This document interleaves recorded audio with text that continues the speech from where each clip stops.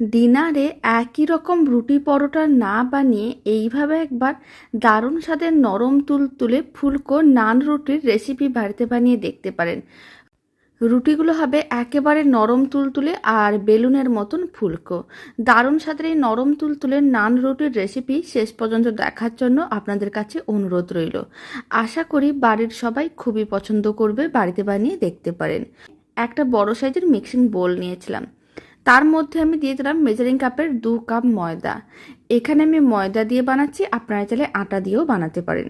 এখানে আমি 300 গ্রামের মতন ময়দা নিয়েছিলাম। অল্প একটু লবণ দিলাম, 4 চামচের 4 ভাগের 1 ভাগ, আর 1 চামচের মতন চিনির গুঁড়ো দিলাম, আর দিয়ে দিচ্ছি 4 চামচের 1 চামচ ইস্ট। এবার আমি এর মধ্যে দিয়ে দিচ্ছি বড় চামচের 1 চামচ সাদা তেল।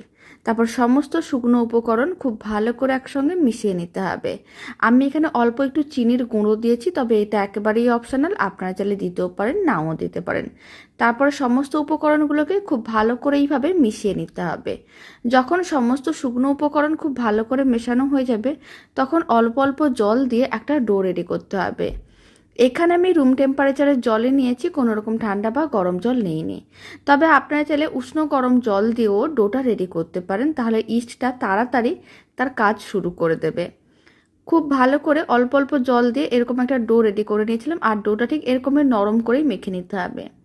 এখন অল্প একটু তেল নিলাম, তেলটা দিয়ে খুব ভালো করে ডোটা একটু মেখে নিচ্ছি। এতে ডোয়ের যে চিটচিটে ভাব সেটা চলে যাবে, আর ডোটা খুব সুন্দরভাবে সেট হবে। এতে রুটিগুলো অনেক বেশি নরম তুলতুলে আর ফুলকো হবে।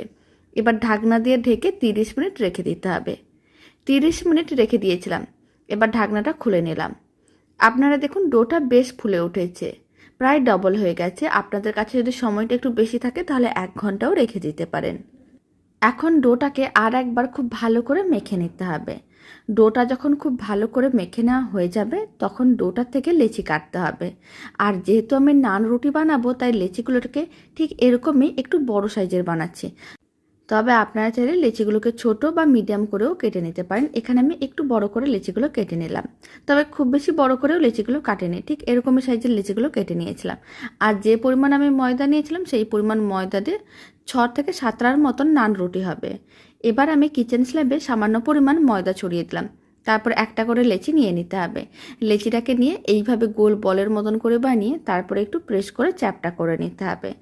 আর তারপরে শুকনো ময়দার মধ্যে ভালো করে লেচিটাকে কোট করে নিতে হবে, আর এইভাবে বেলে নিতে হবে। আমি এখানে নান রুটিগুলোকে একটু পাতলা করে বানাবো, তাই এরকমই ঠিক পাতলা করে বেলে নিচ্ছি। তবে নান রুটি অনেকে আবার একটু মোটা মোটা খেতে পছন্দ করে, তাহলে আপনারা একটু মোটা করেও বেলে নিতে পারেন। আমি ঠিক এরকমই রুটির মতন পাতলা করে নান রুটিটা বেলে নিলাম, কারণ নান রুটিটা রেডি হওয়ার পরে অনেক বেশি নরম তুলতুলের ফুলকো হবে। ঠিক এরকমই পাতলা করে বেলে নিয়েছি। এবার আমি রুটিটা ভেজেও দেখিয়ে দেবো। তার জন্য একটা তাওয়াকে গ্যাসের ওভেনের উপরে বসিয়ে গরম করে নিয়েছিলাম। তাওয়ার মধ্যে রুটিটা দিয়ে দিলাম। শুকনো খোলায় এপিড ওপিড হালকা করে ভেজে নিতে হবে। আর ফ্লেমটার সময় মিডিয়ামে আছে। মিডিয়াম ফ্লেমে এইভাবে একটু প্রেস করে করে রুটিটাকে একটু ভেজে নিতে হবে। আর এইভাবে প্রেস করার সময় আপনারা দেখতে পাবেন রুটিটা একটু ফুলে উঠবে। তখন যেই দিকটা ফুলে উঠবে সেখানে আবারও একটু প্রেস করতে হবে, তাহলে পুরো রুটিটা খুব সুন্দরভাবে ফুলে উঠবে। আপনারা দেখুন রুটিটা কিন্তু খুব সুন্দরভাবেই ফুলে উঠছে। এবার এপিড ওপিড আর একটু হালকা করে ভেজে নিতে হবে, তাহলেই রেডি হয়ে যাবে দারুণ স্বাদের নরম তুলতুলে ফুলকো নান রুটি, যা যে কোনো রেসিপির সঙ্গে খেতে ভীষণ ভালো হয় আর বেশ নরম তুলতুলে হয়।